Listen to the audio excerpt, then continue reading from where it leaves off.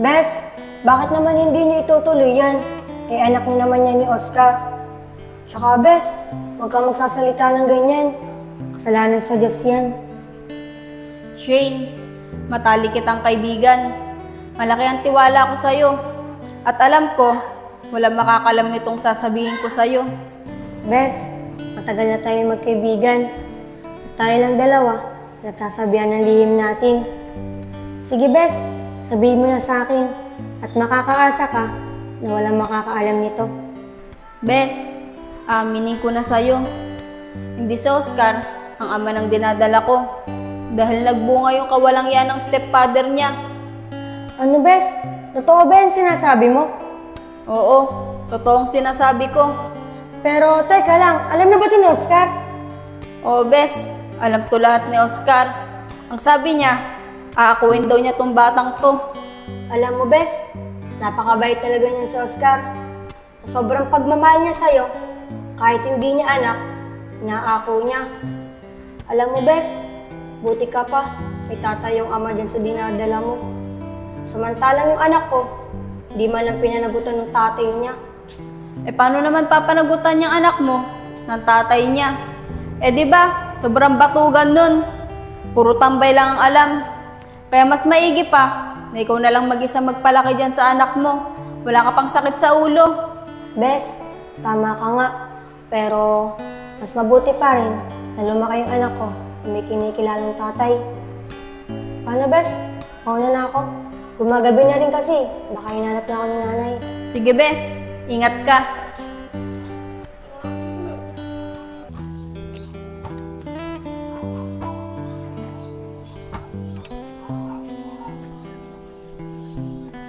Tao po. Tao po. Ay, sir. Kayo po pala. Magandang araw po. Saglit lang po. Sir, pasok po kayo. Ay, Shane. Hindi na. Hindi rin naman ako magtatagal eh. Sige po, sir. Saglit lang po. Lalabas po ako. Sir, napadaan po kayo ah. Mukhang may huhulihin na naman po ata kayo dito. Eh, Shane. May sinusubaybayan kasi akong tao. Sabi kasi ng asset ko eh. Dito daw siya nagtatago. Pati matinik na magnanakaw yun. Ah, ganun po ba, sir? Sige po, sir. Muna tayo dito. Nakakangalay eh. Ayaw niyo naman pong pumasok sa loob. Shane, huwag mo na akong tawagin, sir. Nakakahiya naman eh. Tawagin mo na lang ako sa pangalan ko. Pero, Shane, may tatanong nga pala ako sa'yo. Kung okay lang sana. Sa ngayon, may boyfriend ka na ba? Sir, sa ngayon po, wala pa po akong boyfriend. Wala pa po kasi sa isip ko yan eh. Pero, sir, bakit niyo po natanong sa akin yan? Na Shane, ganun ba? Wala pa palang boyfriend. Pero Shane, hindi na akong papaligoy-ligoy pa. Kung liligawan kita, ipag-asa ba ako? Shane, pabili nga ako. Ikaw talaga, Yayag. Kita mo may kausap ako ah. Tapos bibili ka. Grabe naman tong tingderang to. Bibili naman ako eh. Hindi naman ako mangungutang. Ay, Ber, magbibilang ko muna itong lalaking to. Hindi kasi yan titigil hanggat hindi ko napagbebentahan. Uy, sir. Magandang araw. Oh, anong bibilin mo? Yan lang naman. Isang ani. Tignan mo ikaw. Isa lang pala ang bibilin mo. Nagmamadali ka pa. Shane, bakit nandiyan si sir? Siguro, balak siyang ligawan ka, no? Ikaw talaga, yung utak mo. Hindi pa nangyayari. Niisip mo kagad. Oh, ito na yung binili mo. Malis ka na! Oh, ayun bayad ko. Sir, good job po yan. Hoy, umuwi ka na nga. Wala ka sa ayos ah. Po, sir. Uwi na po ako. Biro lang naman eh.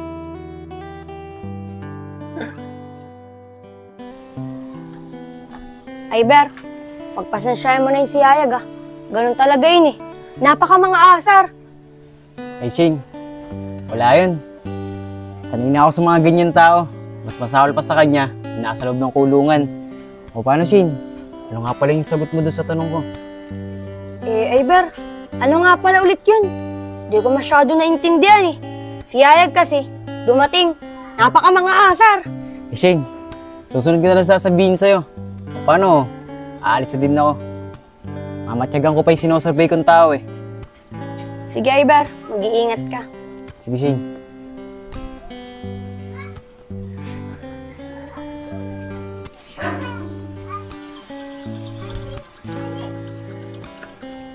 Kahit kailan talaga si Shane, napakasungit. Bumibili lang naman ako eh. Pero, kailangan talaga malaman niya pong yung nakita ko kanina. Tulapong, buti nakita kita. May sasabihin ako sa'yo. Oh, ano naman yung yayag? Kanina, bumili ako kala Shane. Nakita ko yung pulis na umuli sa stepfather ni Oscar. Magkausap nga silang dalawa ni Shane. Ano? Totoo ba yung sinasabi mo? Baka mamaya niloloko mo lang ako ha. Tatamaan ka sa akin. Tol, di kita niloloko. Totoo lahat ng sinasabi ko. Kitang-kita pa nga ng dalawang mata ko eh. Habang magkausap sila, magkalapit pa nga eh. Paano to? Mukhang wala na tayong pag-asa magkabali ka na, Shane. Mukhang pinupurmahan na siya ng pulis. Oo, Tolapong. Wala ka talagang pag-aasaan niya. Dahil ang magiging karibal mo, pulis. Pero Tolapong, di ba yung malabang alas ka naman sa kanya? Talaga yayag. Lapong, magandang araw sa'yo.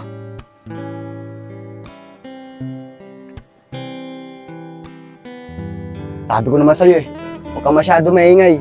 Baka mamaya may makarinig sa atin eh. Alam mo naman sa'yo ko lang sinabi yun. Oo, Tolapong. Kaibigan mo ang matalik eh. Hindi ko pag-iingay yun. Lab, huwag mo kakalimutan yung sinabi ko sa'yo ah.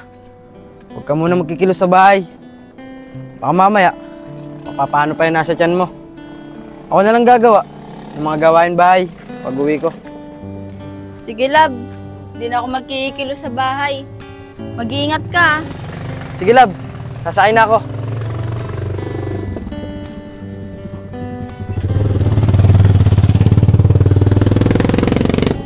Tol, kung gusto mo, mamaya, samahan kita. Punta natin sa tindahan. Huwag na tol, alam mo naman yun. Pag nakikita ako nun, galit na galit sa akin yun. Tolapong, si Mariel oh. Oh, ano naman? Ano dyan si Mariel? Ikaw talaga. Alam mo buntis yung tao, aasarin mo na naman. Hindi tol, babatiin ko lang.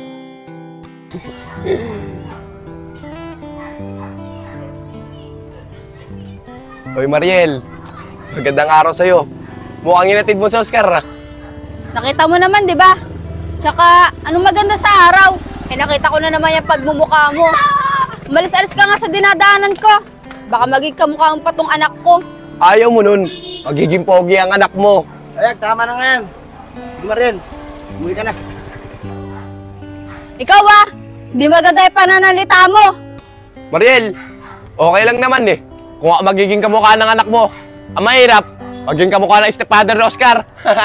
Manahimik ka dyan. Wala ka kwenta-kwenta yung sinasabi mo. Tol, talagang ikaw ah. Ang ugali mong yan, hindi mo na mababago sa'yo. Tol, alam mo naman dito ako maligaya eh. Pati di buwang araw ko, pag di ako nakapangasar.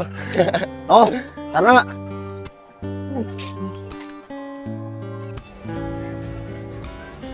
Talaga yung taong yun. Halos araw-araw na lang kami inaasar. Oh, Mariel, saan ka galing? Dapat hindi ka na masyado naglalalabas eh.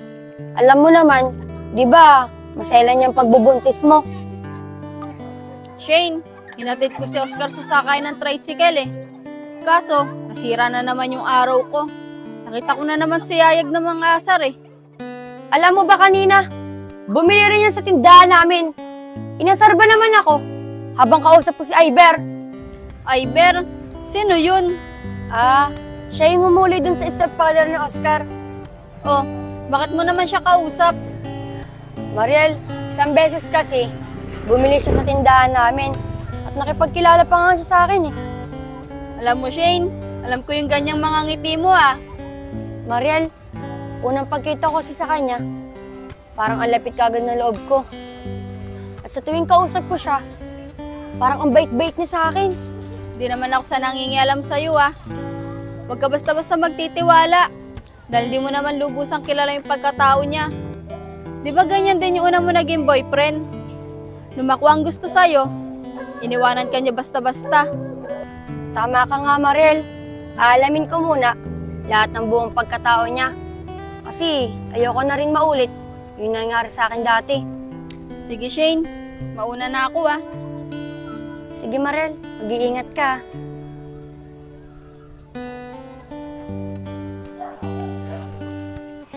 Tol, huwag na kaya tayo tumuloy. Sabi ko naman sa'yo pag makikita ako nun, galit na galit sa akin yun. Tara! Tol, tara! Wala naman tayong masamang gagawin eh. Tsaka bibili lang naman tayo. Tapos ayaw mo nun, makakasili ka sa kanya. Makikita mo yung anak mo. Sabi ko naman sa'yo huwag ka maingay. Baka mamaya makarinig sa'yo. Tara!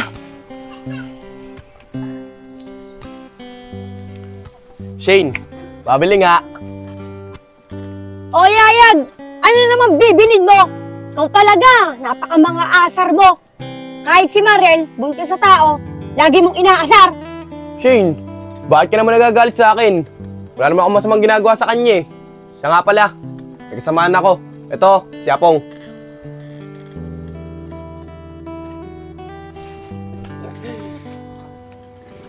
Oh, bakit ka nandito? Ang lakas naman ng loob mo na pumunta ka pa dito. Yayag, sabi ko naman sa'yo huwag na tayo pumunta dito. Kung makikita ako ng babae na yan, mag-aayat ang sa akin yan. Shane, bakit ka naman nagagalit kay Apong? Wala naman siyang ginagawang masama sa'yo. Tsaka kalimutan niyo na yung nangyari. Matagal na panahon na naman yun eh. Ano, Yayag? Naririnig mo ba yung sinasabi mo? Hindi ko makakalimutan ang ginawa sa akin ng lalaking yan. O Shane, ano nangyayari dito? Bakit ang lakasatan ng boses mo? May ginagawa bang hindi maganda sa itong dalawang to? Sir, kayo po pala. Magandang gabi po. Tulapong, siya yung sinasabi ko sa'yo. Ah, siya pala yun. Sir, magandang gabi po sa inyo. Upo po kayo dyan, oh. Pwede ba? Itawan mo ako. Kayong dalawa, huwag niyo akong pinaglololo ko. Baka tamaan kayo sa akin. Lalong-lalo ka na. Sir, kayo naman, binibiro lang namin kayo. Umiinit agad yung ulo nyo. Kaya nga, sir. Pinibiro lang namin kayo eh. Nagalit agad kayo. O siya, sige na. Magsiuwian na kayong dalawa. Kumagabi na din eh. At susunod, hindi ko makikita ang inaasar nito si Shane, ha? Yag, tara na. Sir, dito na kami. Oh, narinig niyo naman yung sinabi. Magsauwi na kayo. Sige po, sir. Magandang gabi po ulit. Ano, sir? Tol, tignan mo nga naman ang pagkakataon, no? Kalahin mo dumating pa yung pulis na yun. Kaya nga, Yayag eh. Tama ka nga. Mukhang magiging karibal ko yung pulis na yun. Yun kay Shane. Ano ka ba naman? Kayang-kaya mo yun. Ikaw pa ba?